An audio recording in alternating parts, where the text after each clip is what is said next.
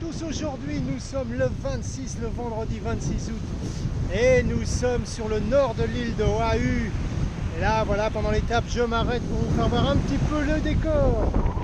Et oui, oui, c'est pas beau, elle est pas belle la vie.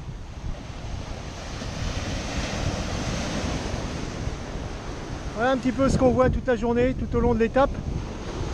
Alors là aujourd'hui on va rentrer un petit peu dans la civilisation, si je puis dire, avec beaucoup plus de trafic, car on va rejoindre Honolulu. Donc Honolulu c'est quand même la grande ville, la capitale donc d'Hawaï, avec ses presque 1 million d'habitants sur 1 300 000 en tout sur toutes les îles. Donc autant vous dire que c'est la grosse ville, la mégalopole si je puis dire. Voilà, donc on va revenir là-dessus et on va quitter pour l'instant notre bord de mer, mais je vous le remonte un petit peu. Mais donc demain on va se rendre sur l'île de Maui qu'on va traverser, ou du moins donc nous allons faire le tour avant de faire le tour de la grande île d'Hawaï dans environ 5-6 jours. Voilà. Bon, qu'est-ce qu'on peut dire d'autre? Ce qu'on va dire d'autre quand même, c'est aussi le 18e état des États-Unis que nous allons traverser. Et oui, Hawaï, 18e état. Alors 18e état un peu contesté quand même, je vais vous raconter pourquoi tout à l'heure. En tous les cas, donc 1 300 000 et quelques mille habitants.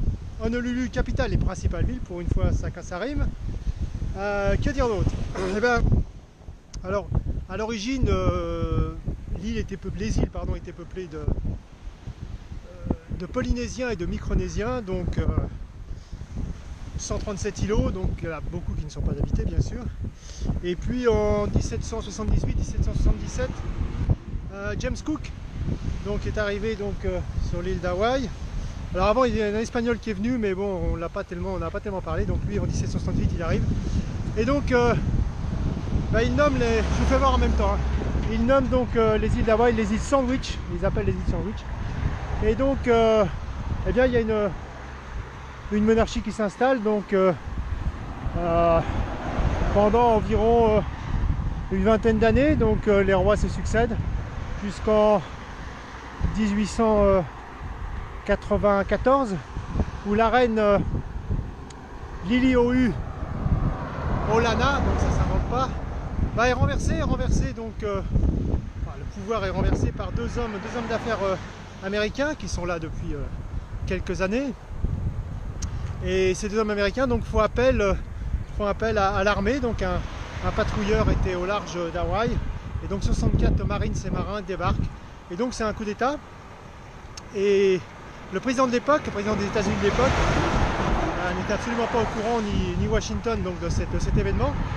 Donc il a pas ratifié l'annexion qu'avaient fait ces Américains en 1894, ce qui a conduit et ce qui conduit encore à ce qu'en droit international le territoire d'Hawaï, enfin Hawaï en général et ses îles, donc ne serait pas, je dis bien ne serait pas, territoire américain. Alors donc voilà. En plus il aurait fallu, quand on fait une annexion, donc qu'il y ait un référendum, et le référendum n'a pas été fait parce que de toute façon la réponse aurait été négative.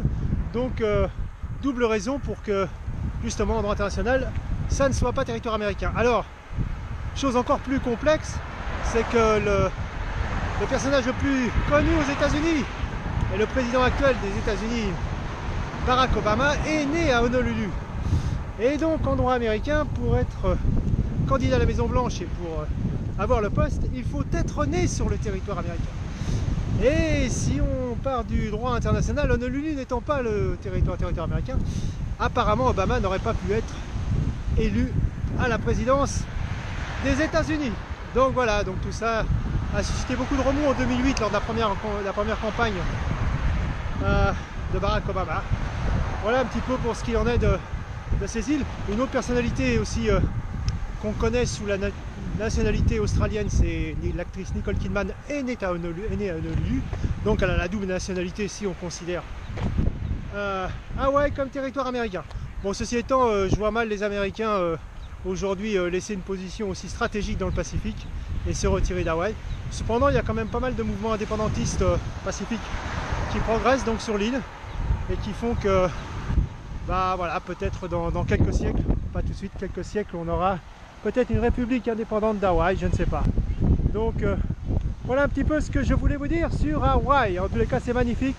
Je vous dis à demain. Ciao ciao, portez-vous bien. Salut à toutes, salut à tous, bye bye. La suite du 25 août, car je ne peux pas m'empêcher de vous montrer cette vue. Absolument superbe. Fantastique.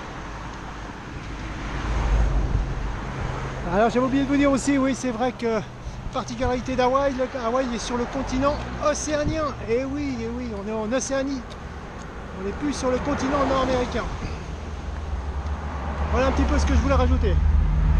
Bon, allez, je vous fais encore un ciao ciao, je vous fais encore admirer une dernière fois, du moins une dernière fois pour aujourd'hui, la mer et les plages.